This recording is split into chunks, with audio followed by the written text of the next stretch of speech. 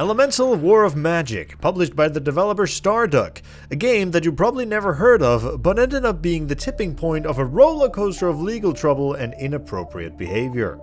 A game best described as being similar to the Civilization series, wherein you build up your civilization, expand your cities, conduct research, and try to take over the world. However, this title also have the inclusion of certain RPG elements, such as learning new spells, leveling up, as well as combat similar to the Heroes of Might and Magic series. The main problem this game faced all started to come about around its release in August of 2010. The game was received with very mediocre reviews, as well as being labeled as a buggy, muddled mess at launch that even their publisher Stardock felt was a broken game badly in need of mending. But why did it turn out so horribly wrong? Well, the CEO of Stardock, Brad Wardell, seems to have an idea about what went wrong. As 2 years after the game's official release, Stardock decided to sue former employee Alexandra Maceda since they believed it may have been her involvement that resulted in the game turning out the way that it did. Not necessarily because she did anything to harm the game during the making of it, but more so because it wasn't the first time Brad and Maceda would stand up against each other in court. It all started back before the game was even released. Maceda was working as the manager of marketing at Stardock at the time, but abruptly left the company 3 weeks before the game was set to launch.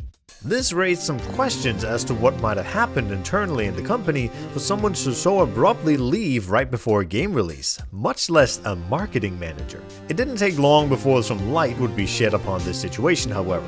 Fast forward a few months to December of 2010, while Alexandra would threaten with suing Brad Wardell for sexual harassment. A suit that was not long after filed, seeking unspecified damages for up to $25,000. Maceda would bring forth several allegations towards Brad. This would be emails going all the way back to 2008 with links to sexually explicit YouTube videos, a comment that she was sent to a conference because she was hot, and a purity questionnaire. She even went as far as saying that Brad would comment on the female employees' breasts and bra sizes and say that their nipples look better on TV. So in essence, this has been brewing for quite some time, but eventually at a media tour in May 2010, Brad touched Maceda's hair during dinner. This made her put her foot down and write an email to him on June 6th asking him to change his behavior. The email came forth as very professional, stating her concerns and some of the things that could be taken the wrong way. Like touching her hair or any other part of her, talking about her private life, his jokes, which could be often taken as sexist or vulgar, and just generally stop talking negatively about people. Now, one would think since Maceda did end up suing Brad in the end, he would not have changed his ways. But nonetheless, he did reply to this email with a quite extensive reply as well. So extensively that he only made it to point number 3 about inappropriate jokes before he simply went, "Number 3, however, is not acceptable to me. I'm an inappropriate, sexist, vulgar, and embarrassing person, and I am not inclined to change my behavior. If this is a problem, you'll need to find another job."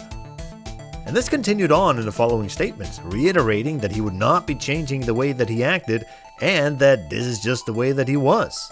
But following that up with stating, "I own the company. It and your job here exists to suit my purposes, not vice versa. The company is not an end unto itself, it is a means to an end which is to further the objectives of its shareholders. In this case, me."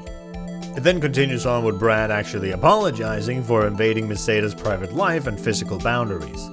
Maceda did end up taking Brad's advice, however, as she started looking for another job right away. And as soon as she found one, she would quit Stardock on August 3rd, 2010. But as you know, this wasn't the end. Alexandra Maceda still wanted to sue Stardock for her alleged treatment from Brad Wardell. So in the following 16 months, both Brad and Maceda made their way through the court system, exchanging documents and taking depositions. This was followed by attorneys from Stardock going to dismiss all the charges that Maceda had come forth with and thrown at Brad. Of course, this was at first denied, and it was set up for them both to go to court about the matter. Stardock did, however, not take this lightly, as not only 3 weeks after the dismissal was denied, Stardock came forth to sue Maceda for a whopping $1 million in damages. The reason? Well, because Stardock claims that Meseta destroyed, deleted, or stole a bunch of the marketing material and analytics from the company when she left. Therefore, Stardock had to spend precious crunch time up until release trying to not only fix the buggy mess the game was currently in, but also try to recreate all the marketing material that was made for the game up until this point. Of course, Meseta's attorney responded to this, saying it was completely baseless, and proceeds to say that the only reason for this lawsuit is because Brad was butthurt about the prior lawsuit and wanted retaliation. However, when they rechecked the documents from the first lawsuit, they found not many, but some mentions of deleted data, saying that the last thing Meseta did before leaving was to delete her computer account as well as her Stardock emails, possibly to eliminate evidence. This was, however, quickly turned down when a colleague came out saying that they were given a week's notice before Meseta was leaving to make sure that she would know how to find any relevant marketing documents as well as access to their Google Docs. She even said that she had no recollection of anyone mentioning any lost files after Meseta's departure. Other developers at Stardock also goes in to mention that the game had many technical difficulties 2 weeks before launch, although they had nothing to do with marketing files. But despite all this back and forth, including an extensive reply from Brad, several of the accusations being labeled as baseless, and not to mention this incredible cutout from one of the court cases, on September 20th, 2013, both parties would come to an agreement. The only condition? That Alexandra Meseta were to write an official apology to Stardock regarding her involvement. What specifically was written in the letter, both Meseta and her attorneys would like to be kept a secret. It was, however, confirmed by Brad that the letter had been received, and he was happy to put all this legal mess behind him and settle with Meseta for the sake of vindication. Both Brad and Meseta saw this as the best outcome, since the debate had been going on for a while and both felt that the internet had been breathing down their necks for a while now, as article after article came out talking about him. Brad therefore states in an email to the public, "Hopefully, when people read something ugly about someone on the internet, they'll be a bit more likely to reserve judgment. This was a difficult time for everyone involved. We hold no animus towards her and do not want to see her put into a bad light." So, in the end, what all that started as a sexual harassment lawsuit for $25,000 turned into a $1 million case, which took over 3 years. All ended up being settled with nothing more than a letter of apology and a hope to never end up in the same situation again. And now, some might say this is where the video should have ended. But oh no, there's more. Oh, there's so much more. Not only did Brad get into a heavy debate on Twitter with several people from the social justice warrior community in 2016, although the majority of that has since been buried, and tweets have been deleted, so we won't be focusing on that. Instead, we'll look into what was really about to happen, and for that we need to go all the way back to the year of 1990. The year that saw the release of Super Mario World, The Secrets of Monkey Island, and the Sex Olympics? What? But most importantly, another game also came out, titled Star Control, a game made by Fred Ford and Paul Reich III. A classic adventure game where you explore new worlds and stars, discover alien races, and wage wars against the galaxy. But what's so important about this specific game? Well, back in 2013, the company Atari filed for bankruptcy, and therefore a lot of their IPs were put up for sale for very cheap. One of those IPs were Star Control that Atari had managed to acquire back in 1999. A certain Brad Wardell of Stardock were quite interested in this IP and wanted to acquire it for a chance to restart the franchise after almost 25 years. So Stardock happily started working on this game. On the other side of things, Fred and Paul, who had up until this point been working on a small game called Skylanders with their company Toys for Bob. Also better known for their far superior games Crash 4 and Spyro the Reignited Trilogy. I will never accept these two to be the real deal. But yes, Fred and Paul had also decided that it was time to revive the old Star Control franchise, although of their own creation under the name Ghost of the Precursors.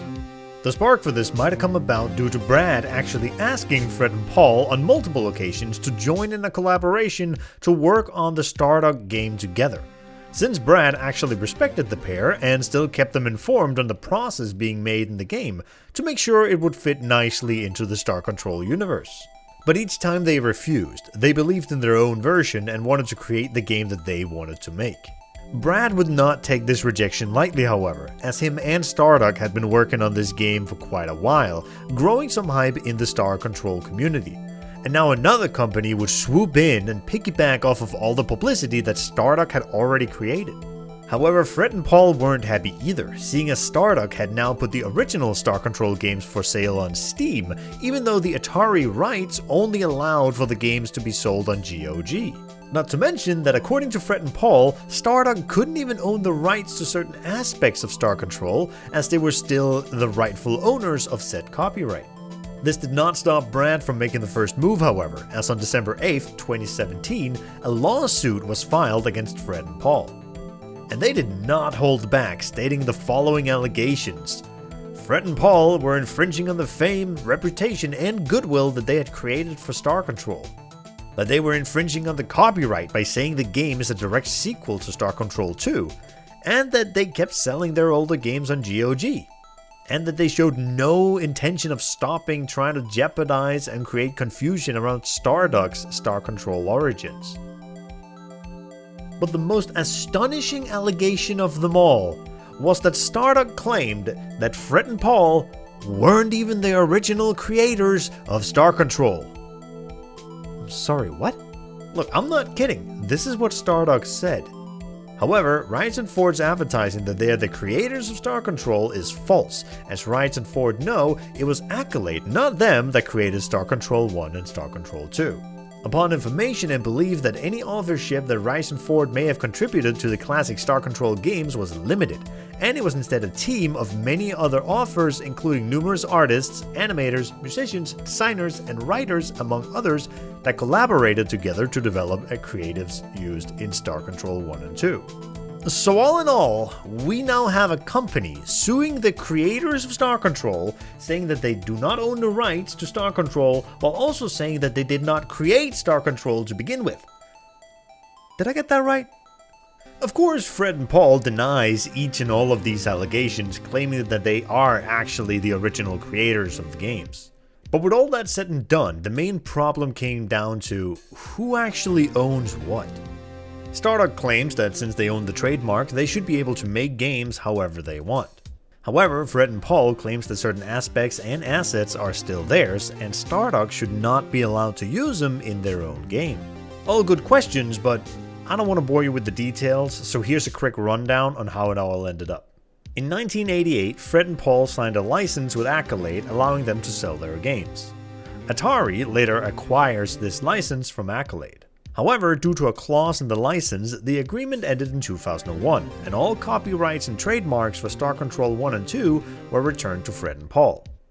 Note that this was only the license to sell the games. Atari still had the copyrights for Star Control, if they wished to use them in the future.